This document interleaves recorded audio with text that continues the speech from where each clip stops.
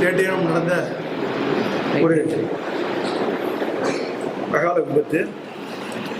அந்த விபத்து நம்முடைய ஆக்கப்பட்டு உள்ளடங்கிய கொண்டாபுரம் அரசு உயர்நிலைப் பள்ளியில் படிக்கின்ற மாணவர் மோகித், வயது 7, 12ஆவது படிக்கிறவங்கள, 12 வயசு 7ஆவது படிக்கிறவங்கள.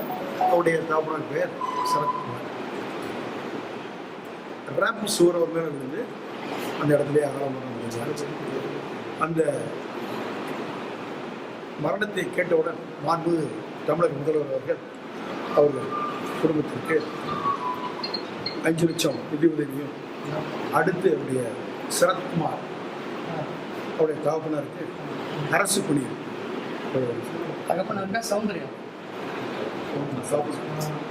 தகப்பனர் போய் 15 மஜாஜ் அப்படின்ற ஒரு கொடுத்து அவர்களுக்கு இறுதி சடங்குகள் ஏற்பாடுகள் செய்யப்பட்டது.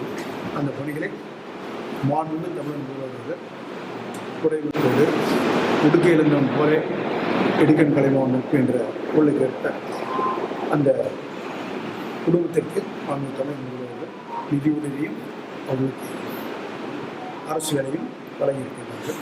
அதை மாவட்ட ஆட்சியர் அவர்களும் உடனிருந்து சிறப்பான முறையில் வடிவமைத்துக் கொடுத்து அதுக்கு முழுமையும் ஒத்துழைப்பு தந்தார்கள். நம்முடைய சட்டமன்ற உறுப்பினர், நாடாளுமன்ற உறுப்பினர் ஜெகத்தர்கள், அதேபோல் சமுதாய தலைவர்கள்லாம் இது பெருமுயற்சி எடுத்து அவர்களுக்கு சேஃப்கார்ட் பண்ணி கொடுத்தாங்க.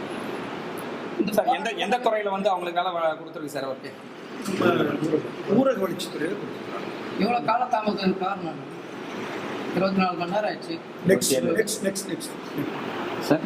கொஸ்டின் சார், இப்போ நீங்கள் வந்து இப்போ அந்த துறை ரீதியாக வந்து அந்த கல்வித்துறை அதிகாரிகள் மீது எதனா நடவடிக்கை எடுக்கப்பட்டிருக்கா? வழக்கு யார் மேலே பதிவு செய்யப்பட்டிருக்கு? அது கொஞ்சம் செல்ல முடியுமா? துறை ரீதியாக கொஞ்சம் எப்படியா இருக்கும். துறை ரீதியாக நடவடிக்கை மேற்கொண்டு அடுத்து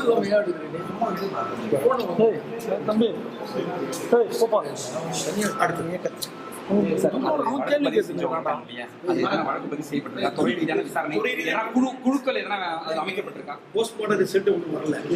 அடுத்தபடியா அது என்ன நடந்தது ஆய்வு நடந்துட்டு துறை ரீதியாக நடவடிக்கை எடுக்கப்பட்டு நிச்சயமாக தகவல் தெரியும். அந்த பள்ளி வந்து ஆய்வு செய்யப்படுமா?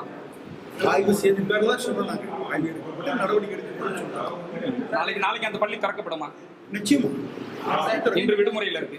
நாளைக்கு தரும் சார். அதே போல வந்து அந்த ரேம்ப் இது வந்து ப்ராப்ளமா இருக்குன்னு சொல்லி இப்போ தலைமை ஆசிரியர் பல முறை வந்து சிஓக்கு வந்து லெட்டர் கொடுத்துருக்காரு.